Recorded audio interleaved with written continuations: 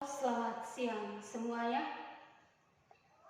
Jumpa lagi bersama saya Ibu Daria Jenung dalam materi pembelajaran tentang siklus akuntansi perusahaan jasa. Nah, sebelumnya kita harus mengetahui apa yang dimaksud dengan akuntansi. Akuntansi merupakan suatu proses yang diawali dengan mencatat, mengelompokkan, melaporkan di bidang keuangan sehingga informasi tersebut dapat digunakan oleh seseorang menjadi bahan untuk mengambil sebuah keputusan. Yang berikut, bagaimanakah siklus akuntansi perusahaan jasa? Berdasarkan kegiatannya, bahwa perusahaan itu dibedakan atau dibagi menjadi 3 macam. Yang pertama adalah perusahaan jasa, yang kedua adalah perusahaan dagang, dan yang ketiga adalah perusahaan manufaktur.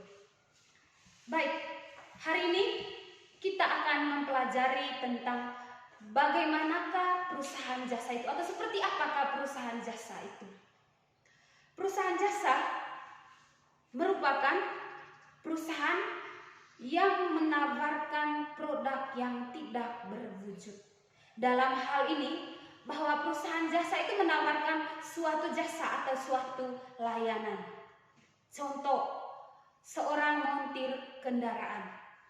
Dia menawarkan jasanya untuk memperbaiki kendaraan yang rusak. Ini salah satu contoh dari layanan jasa atau perusahaan jasa. Yang kedua, ciri-ciri daripada perusahaan jasa, bahwa perusahaan jasa menawarkan produk yang tidak berwujud. Yang kedua, bahwa standar harga atau standar layanan di dalam perusahaan jasa susah untuk ditebak. Ini ciri-ciri dari perusahaan jasa. Yang ketiga, yaitu tentang siklus akuntansi perusahaan jasa. Perusahaan jasa memiliki 3 siklus. Yang pertama, tahap pencatatan. Bagian penting dari tahap pencatatan salah satunya adalah bukti transaksi. Contoh daripada bukti transaksi itu misalnya memo, kwitansi, ada nota debit dan ada nota kredit. Yang kedua, membuat jurnal. Di dalam perusahaan jasa dikenal dengan jurnal umum. Jurnal umum itu yaitu tempat mencatat semua transaksi yang terjadi di dalam perusahaan jasa.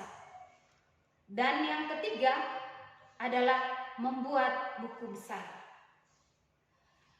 Setelah sebuah transaksi dianalisis dan dicatatkan ke dalam jurnal umum, maka tahap yang terakhir adalah memindahkan atau memposting jurnal tersebut ke dalam buku besar. Tahap yang kedua yaitu tahap pengiktisaran. Di dalam tahap pengiktisaran ada yang dikenal dengan neraca saldo, ada jurnal penyesuaian, ada kertas kerja, dan juga ada jurnal penutup. Sedangkan tahap yang ketiga yaitu tahap pelaporan. Di dalam tahap pelaporan kita dilatih untuk membuat laporan keuangan. Laporan keuangan perusahaan jasa diantaranya adalah yang pertama adalah laporan laba rugi. Di dalam laporan laba rugi atau isi daripada laporan laba rugi itu, yang pertama ada pendapatan dan kedua ada beban. Yang kedua adalah laporan perubahan modal. Laporan perubahan modal ini untuk mengetahui apakah perusahaan tersebut mengalami keuntungan dilihat dari modal awal dan modal akhirnya. Dan yang ketiga adalah neraca.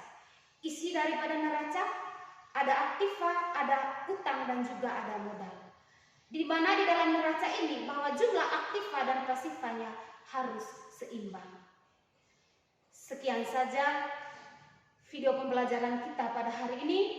Semoga apa yang saya bagikan dapat bermanfaat bagi adik-adik, khususnya bagi lembaga SMA Negeri 2 Pucora.